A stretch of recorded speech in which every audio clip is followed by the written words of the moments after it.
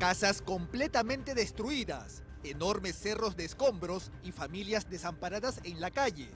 Este fue el panorama que se vio en la tarde del lunes 17 de octubre de 1966, tarde en que la capital vivió uno de los momentos más terroríficos de los últimos 60 años.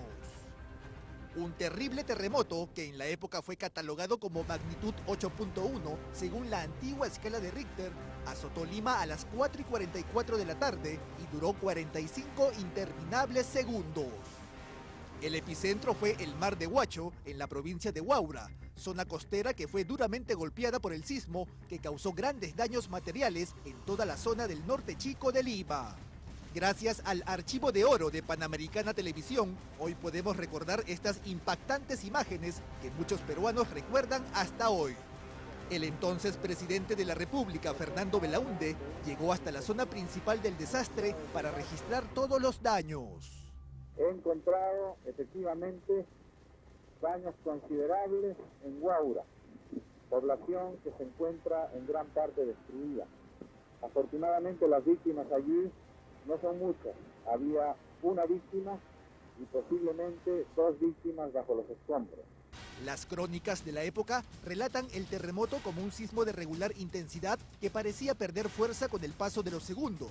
Sin embargo, la fuerza del movimiento se incrementó inesperadamente y el pánico se desató.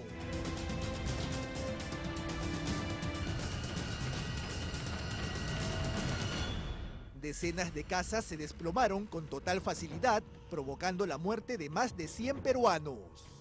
En cuanto a Huacho, la estructura de la ciudad no ha sido alterada mayormente, pero sí por barrios ha habido mucho derrumbe y un saldo de víctimas que me dicen es del orden de 33. Pero la fuerza de este terremoto también se sufrió en Lima metropolitana.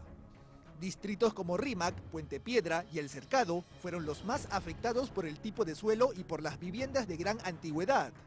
Estas imágenes corresponden a la avenida Abancay, una de las principales vías de la capital que se inundó ante el colapso de algunas tuberías producto del terremoto. De igual manera, otros inmuebles de la zona fueron severamente afectados y algunos de ellos colapsaron por completo. Decenas de personas dejaron sus casas y centros de trabajo ante lo que fue uno de los movimientos telúricos más intensos de las últimas décadas. Estas imágenes corresponden al frontis de Panamericana Televisión. Los trabajadores también salieron a la calle tras experimentar segundos de terror. El especialista en desastres naturales, Patricio Valderrama, indicó que el terremoto de 1966 tuvo algunas similitudes con el sismo de este martes. Tuvo las características de un movimiento, de hecho bastante similar al de ayer, un movimiento oscilatorio, o sea, de arriba para abajo, ¿no? Con epicentro al norte de Lima, ¿no? Y bueno, en el 66 la mayor parte de las construcciones ubicadas en esa zona eran de adobe, no eran de material noble, entonces hubo una gran pérdida y colapso de viviendas. Los daños también se registraron en el Callao, donde según relatan los reportes periodísticos de la época, la iglesia matriz fue gravemente afectada, desplomándose en gran parte. De igual manera, algunas embarcaciones del primer puerto del país terminaron varadas ante la fuerza del mar. Corregido a la escala del momento, a la escala actual, sería mucho menos, ¿no? Sería un 6 punto algo. Pero lo importante aquí no es tanto la intensidad, sino la cantidad de daños que produjo, y fueron daños considerables principalmente en viviendas que no eran de material noble. En el norte de Lima la situación era más crítica, pues Chancay y Supe también habían sufrido los estragos del terremoto. He manifestado desde luego mi profundo pesar a los deudos y al pueblo todo, pero al mismo tiempo mi esperanza de que saquemos el bien del fondo mismo del mal. Y me baso en el baño de optimismo que he recibido en mi reciente viaje. Los medios de comunicación de la época daban cuenta del duelo nacional decretado ante la muerte de más de 100 peruanos. El gobierno decretó designar al día de hoy como fecha de duelo nacional.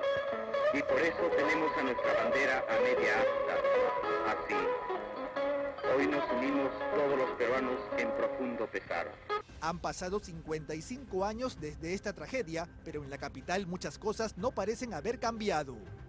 Este terrible terremoto de 1966 Es un nuevo recordatorio de que la capital no está libre de una tragedia si no tomamos desde ahora las medidas adecuadas de prevención.